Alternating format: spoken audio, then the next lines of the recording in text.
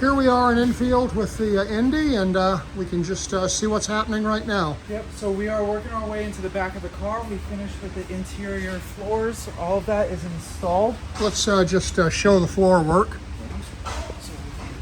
See, we have our rears and our fronts all done.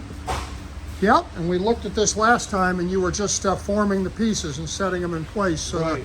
the last video shows all of this before it was put into the car. Yep, And back here, this is all getting completed and welded in now, right? Yep, so we went in from the interior of the car. We're working our way out to the wheel wells, and then towards the back with the rear quarters. And can we just show how this allows us to just to tilt the car to do this work? Can you? Absolutely. We don't need to turn the whole thing, just, you know, tilt a little to see. We're all set.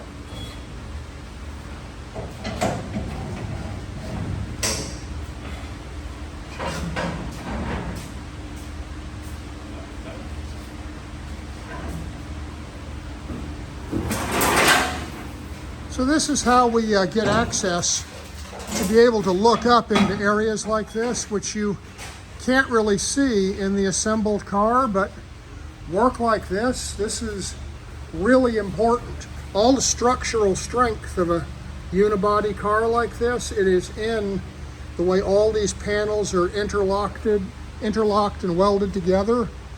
So this is all stuff that you'll never see when the car is done, but this kind of work is what makes it good.